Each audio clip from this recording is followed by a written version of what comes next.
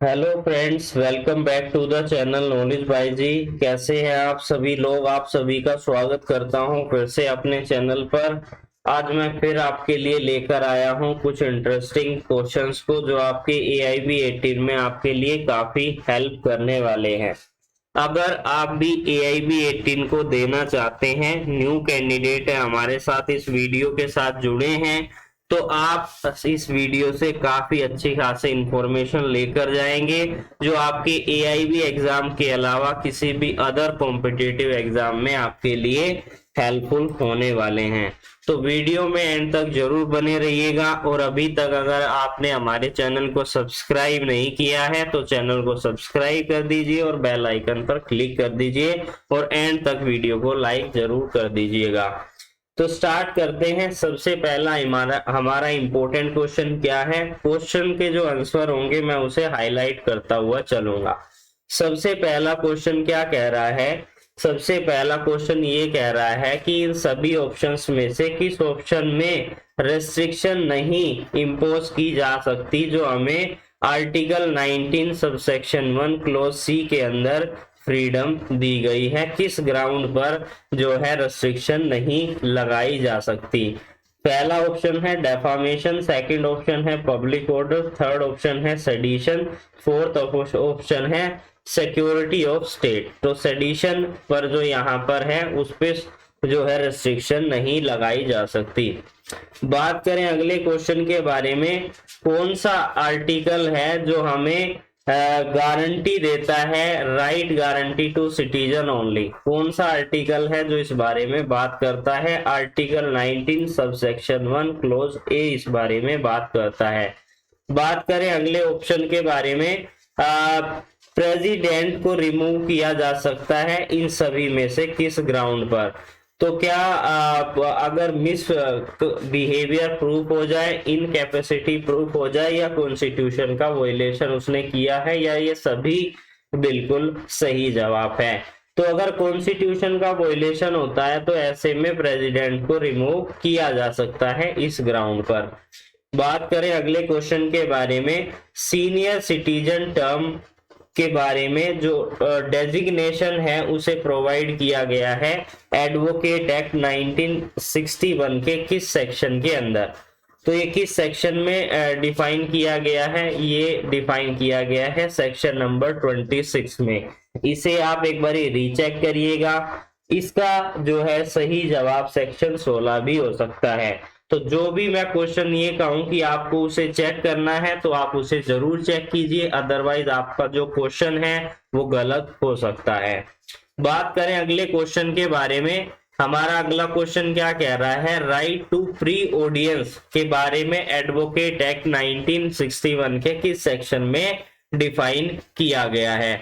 तो इसके बारे में हमें देखने को मिलता है सेक्शन नंबर 23 में। बात करें अगले क्वेश्चन के बारे में कि कोर्ट ऑफ कंटेम्प्ट बिलोंग करता है इन सभी में से किस ऑप्शन से? यहाँ पर एंट्री की बात की गई है, entry number 77, entry number 70, entry number 67 और लास्ट ऑप्शन है नॉन ऑफ द अबो। तो कोई सा भी ऐसा ऑप्शन नहीं है जो बात करता है कंटेम्प्ट ऑफ कोर्ट के बारे में। तो इसका फोर्थ जो है हमारा बिल्कुल सही जवाब है। बात करें अगले क्वेश्चन के बारे में, तो कौन CJI थे, चीफ जस्टिस ऑफ इंडिया थे जब PIL को इंट्रोड्यूस किया गया था इंडियन जुडिशियल सिस्टम में? तो उस समय थे हमारे PN भगवती जी। तो फोर्थ ऑप्शन जो है इसका बिल्कुल सही जवाब है।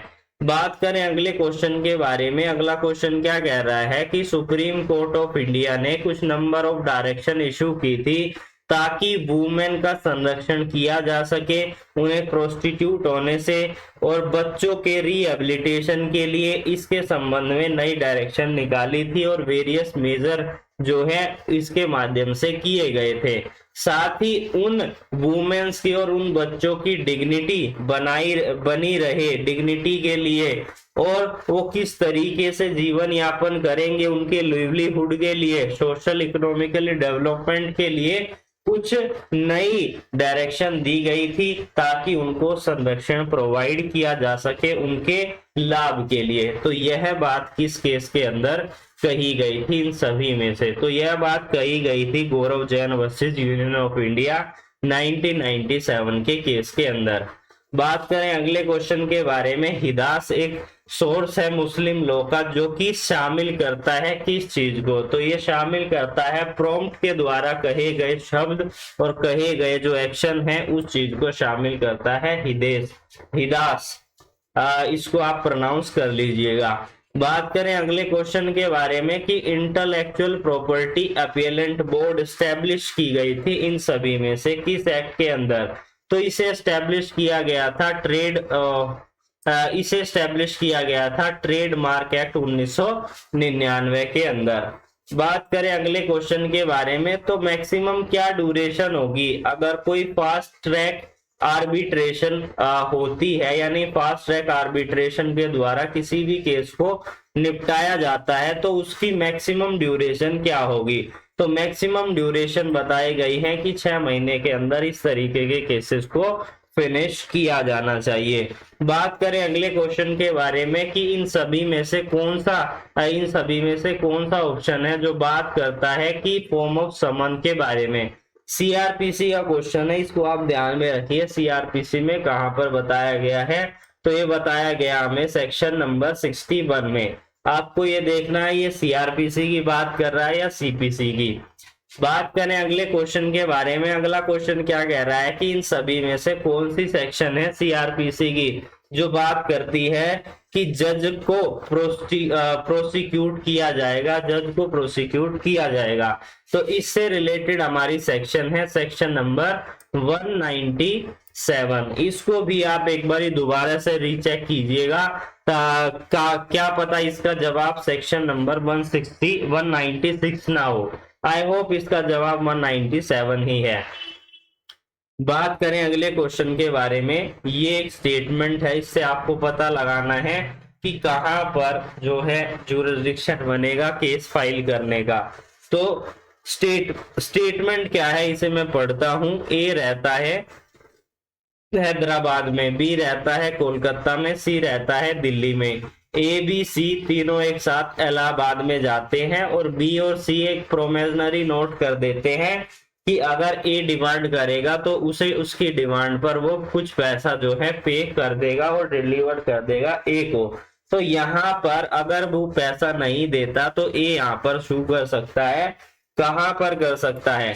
इलाहाबाद में जहां पर कोज ऑफ एक्शन अराइज हुआ था, कोलकाता में जहां पर बी रह रहा है, या फिर दिल्ली में जहां पर सी रह रहा है।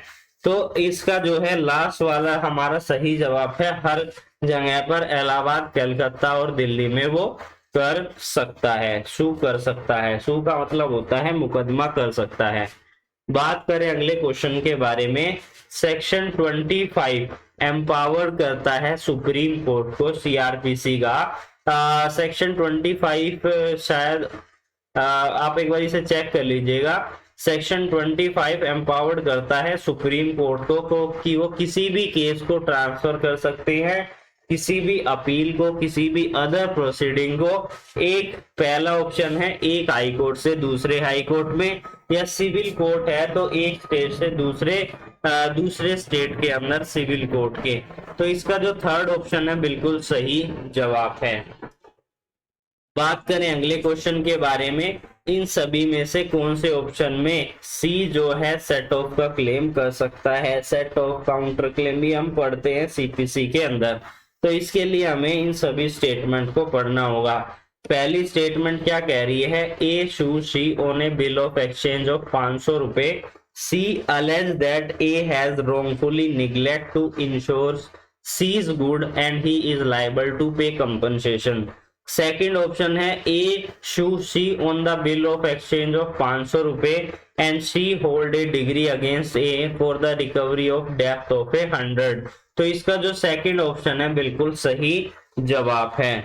बात करें अगले क्वेश्चन के बारे में, रेस इप्सो लिक्विडेटर, इसका क्या मतलब होता है? पहले भी मैं इस चीज को आपको करवा चुका हूं। आई होप आपको इसका जवाब पता होगा। इसका जवाब है चीजें सभ्य बोलती है, सभ्य बताती है।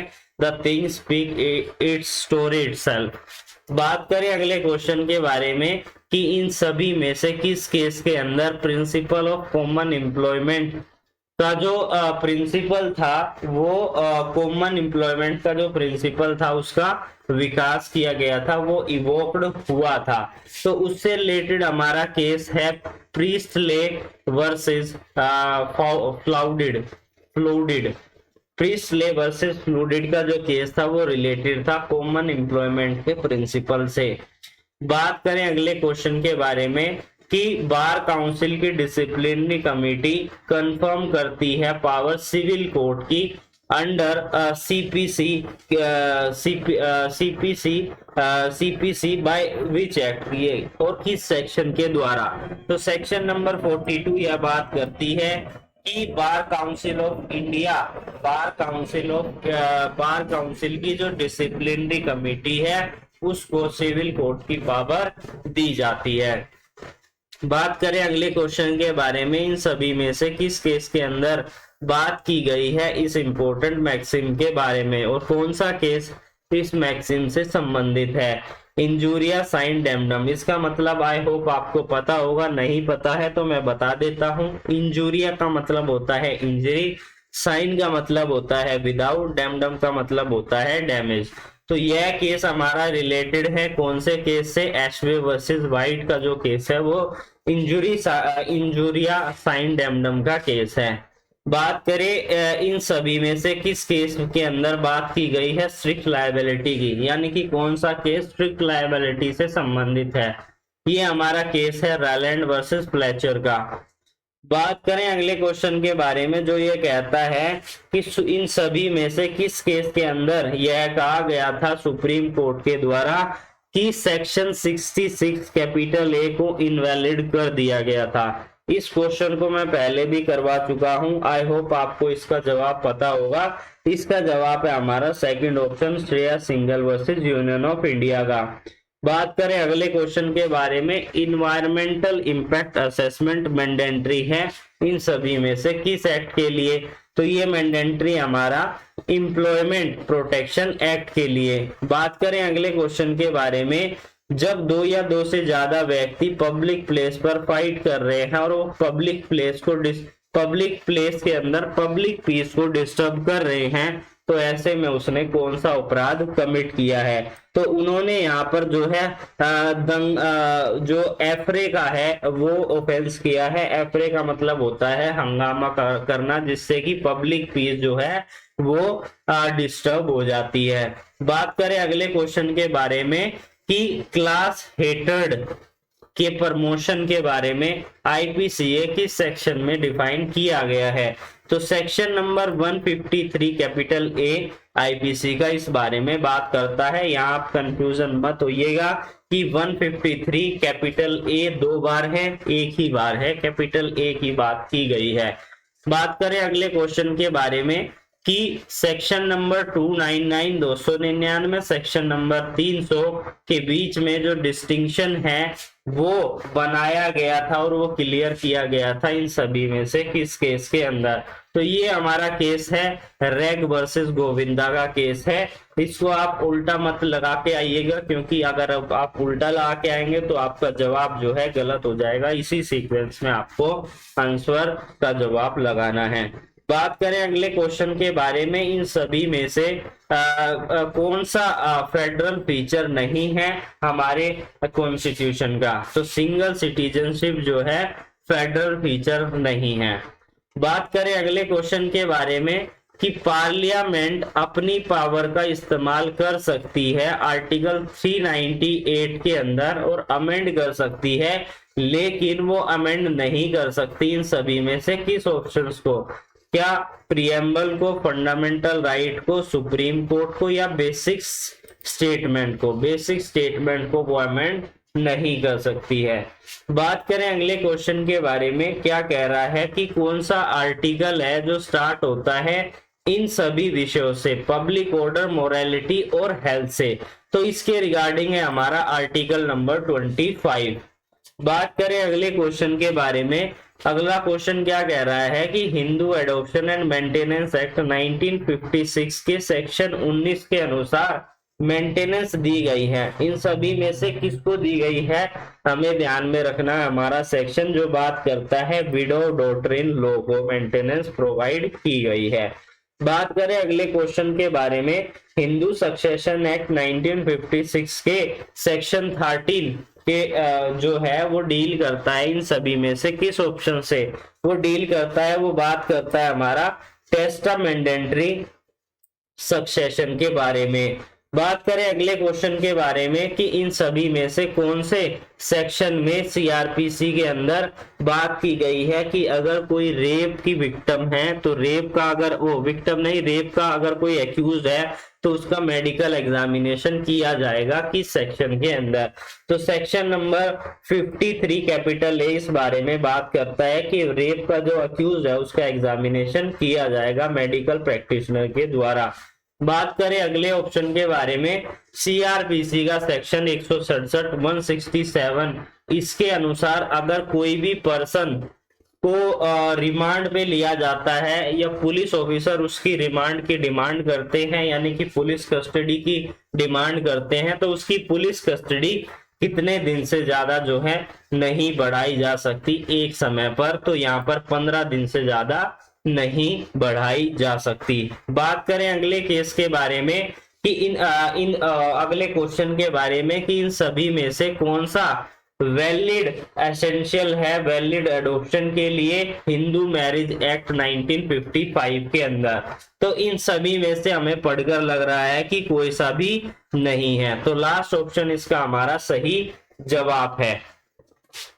बात करें अगले क्वेश्चन के बारे में जो कि हमारा लास्ट क्वेश्चन है, क्या कह रहा है कि अगर कोई हिंदू मेल है और वो किसी फीमेल चाइल्ड को अडॉप्ट करना चाहता है तो ऐसे में उस हिंदू मेल और उस फीमेल के बीच में जिसको वो अडॉप्ट करना चाहता है जिस बच्चे को वो अडॉप्ट करना चाहता है कितना एज डिफरेंस जो है होना चाहिए। तो इन दोनों के बीच में जो है 21 साल का एज डिफरेंस होना चाहिए।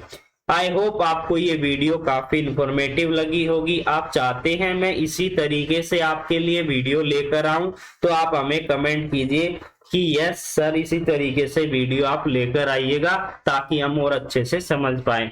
अगर आपका कोई भी डाउट है एआईबी के संबंध में कोई क्वेश्चन है तो आप हमें कमेंट सेक्शन में कमेंट करके पूछ सकते हैं। फिर मिलेंगे एक न्यू वीडियो के साथ, तब तक के लिए जुड़े रहिए अमित कुमार नॉलेज भाई जी के साथ।